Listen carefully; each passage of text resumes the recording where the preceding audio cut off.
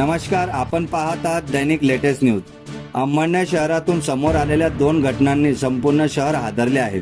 एका बाजूला बेवारस मृतदेहाची अंत्ययात्रा कचरा वाहून नेणाऱ्या घंटागाडीतून काढल्याचा गंभीर आरोप, तर दुसऱ्या बाजूला स्मशानभूमीत अपुऱ्या सुविधांमुळे मृतदेह पूर्णपणे जळत नसल्याचे धक्कादायक आरोप। या दोन्ही घटनांमुळे प्रशासनाच्या संवेदनशीलतेवर मोठे प्रश्नचिन्ह उपस्थित झाले आहेत।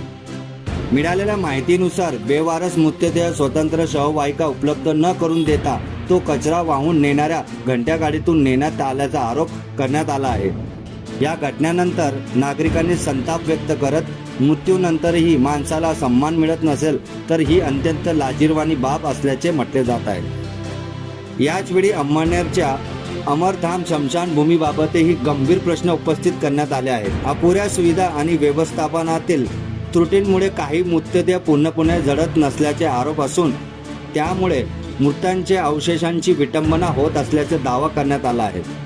स्थानिक नागरिकांच्या म्हणण्यानुसार ही परिस्थिती अत्यंत वेदनादायी असून तातडीने सुधारणा होणे आवश्यक आहे। आता पाहूया या संपूर्ण प्रकरणावर संबंधित व्यक्तीने नेमकं काय सांगितले।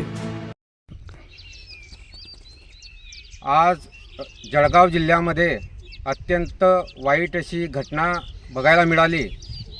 जळगाव जिल्ह्यातील अमळनेर शहरामध्ये अमळनेर नगरपालिकेच्या हद्दीमध्ये एका बेवारस मृतदेहाची विटंबना झाली।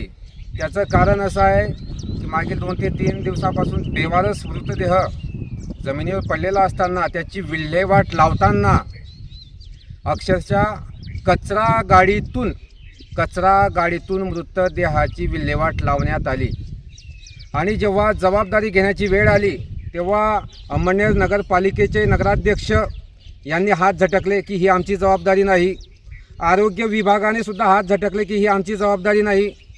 पण मला त्यांना सांगायचं आहे, आरोग्य विभाग असो किंवा अमळनेर नगरपालिकेचे नगराध्यक्ष असो, की बाबांनो, जेव्हा तुम्ही एखाद्या मृतदेहाचा अपमान करतात तेव्हा IPC कलम 297च्या अंतर्गत म्हणजे भारतीय न्याय संहिता कलमशी समाविष्ट असा हा कलम आहे। IPC कलम 297। हा कलम काय म्हणतो की जर आपण मृतदेहाचा अपमान केला किंवा त्याची विटंबना केली विल्हेवाट लावत असताना तर तो कायदेशीर गुन्हा ठरतो।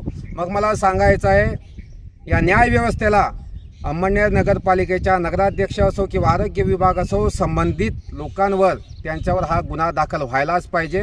कारण की लोकांनी तुम्हाला न्याय देण्यासाठी निवडून दिलेला आहे। जिवंत असताना किंवा मृत व्यक्तीला हा स्वतंत्र जगण्याचा अधिकार भारतीय संविधानाने दिलेला आहे आणि तो अधिकार कोणी हिरावून घेऊ शकत नाही। मला या आपल्या माध्यमातून सांगायचं आहे। म्हणून अमळनेरची जनता, संबंध जळगाव जिल्ह्याची जनता वाट बघते की लवकरात लवकर हा न्याय मिळावा। धन्यवाद। बाईटमध्ये करण्यात आलेला आरोप अत्यंत गंभीर असून या संपूर्ण प्रकरणातील सखोल चौकशी करून दोषीवर कठोर कारवाई करण्याची मागणी नागरिकांकडून होत आहे। दरम्यान या आरोपावर संबंधित नगरपालिका किंवा प्रशासनाची अधिकृत भूमिका अद्याप समोर आलेली नाही। ती उपलब्ध झाल्यानंतर ती देखील आम्ही आपल्यापर्यंत पोहोचवू। अशाच विश्वासार्ह आणि ताज्या बातम्यांसाठी दैनिक लेटेस्ट न्यूजला सबस्क्राईब करा, व्हिडिओला लाईक करा आणि शेअर करायला विसरू नका। धन्यवाद।